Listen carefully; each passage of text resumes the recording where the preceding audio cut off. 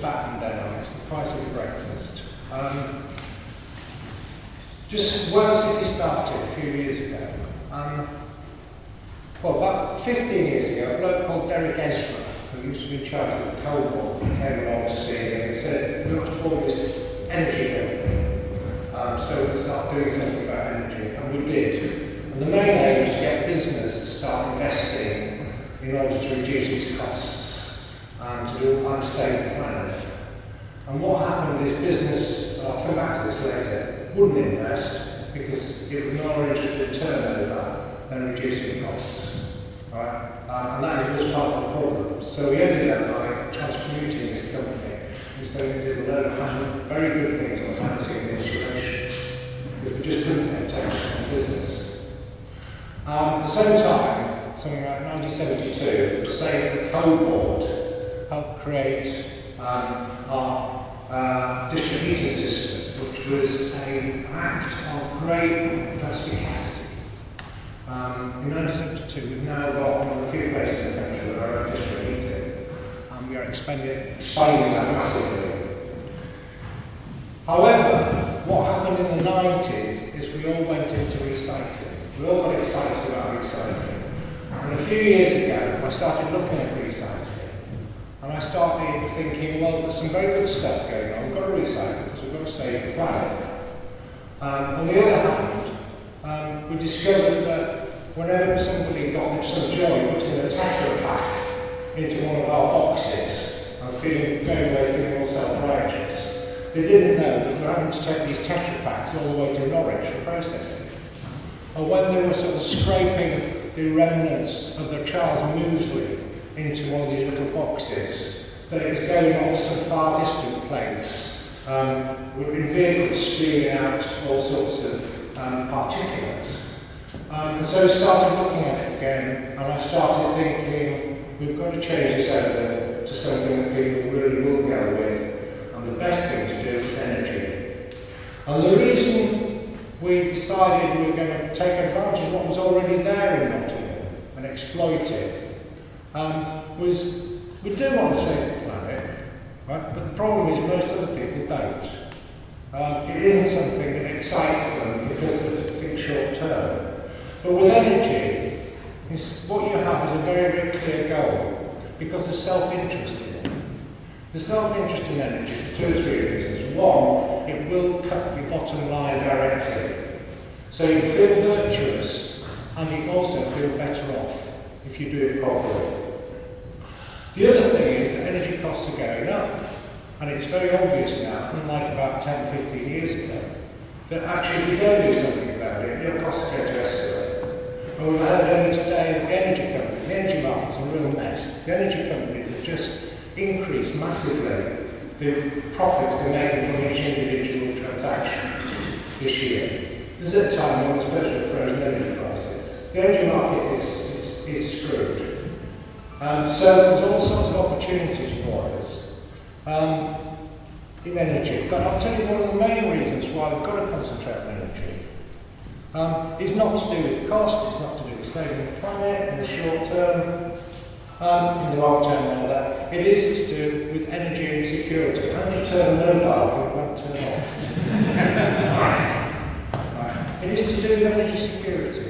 You've got a lot of our energy is imported, a lot of it is gas, and where does it come from? All of it comes from the Eastern Bloc. And you've seen the instability in the Eastern Bloc, Europe. So we've got, for the sake of national security, to do something about being far more energy self-sufficient. It just makes sense. And actually, it almost overwhelms what you've got to, what even the bottom lines are. Because we know that carbon fuels are reducing, therefore the price is going to go up, we know that instability is probably increasing. So we actually have an option. And this is why we have shifted over in Nottingham to try to make the city the most self-sufficient energy city in the country. And we already are the most self-sufficient city in the country in energy. But we are pathetic compared with what happens abroad. So we're very, very keen on expanding what we're doing and increasing it far more. But we also know it's going to help make our industry and our commerce more self-sufficient. We also know, in the end, it's going to help the people who live in Nottingham because it will put a lid, hopefully, on some of their energy prices. And so that's where we were with energy. On manufacturing, we used to be a major manufacturing city. And then what we got was the problems of the 80s, 90s, where a lot of British industry was hollowed out. And we responded in Nottingham, and during the 90s, we were a city which had created more jobs than probably anywhere in Europe on stage, according to the Laboratory test. But they were all service jobs. And the trouble with service jobs is when the economy goes down, you become very, very vulnerable. You cannot look after the services alone. And the other thing is I've got loads of people on my estates who will not fit necessarily a new service role. So we do need to reinstitute manufacturing. Very, very important. But then we were told, well, China's going to do it all. But it was inevitable that what you'd get with China would be an inflation. And that's what's happening. Inevitably you get inflation. A lot of China is getting into debt now. A lot of Chinese cities are getting into debt. And then you've got two other factors. The quality isn't quite there for high tech in a lot of places. And then your other one, which somebody pointed out to me, is transport costs. If energy costs are going up, your transport costs are going up. And you're borrowing. So while your goods are in that ship, going from Shanghai to, say, well, Felixstowe, probably doesn't get to Felixstowe, it's wrong side, but whatever, you are paying interest rates on that. So the sense of it is to bring stuff back, and it's beginning to happen. But our trouble is, we have neglected all the skills. So the task for the city is to upskill. And so that's the context.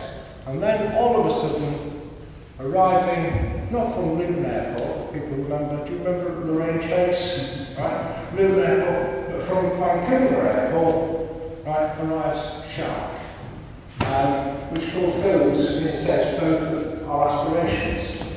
And I asked them, they were all right. First thing I asked was, are this lot okay? And Gail tells me that they're all right. They know what they're doing. Because, well, you've got to be careful, haven't you? So we are delighted to welcome you to the city. We are delighted by the prospects of what you are going to do for us. We want your jobs, right? That's what we want with it. It's nice to have you, but we want the jobs. Okay? And it's nice to have work from Nottingham and coming back, right? But we do want the jobs after it. But we also want the self-sufficiency for the city, and we want to create an energy hub in this city, where the city becomes the most self-sufficient in the country, establishes that, but it also becomes one of the most self-sufficient in Europe. So that's a little aid.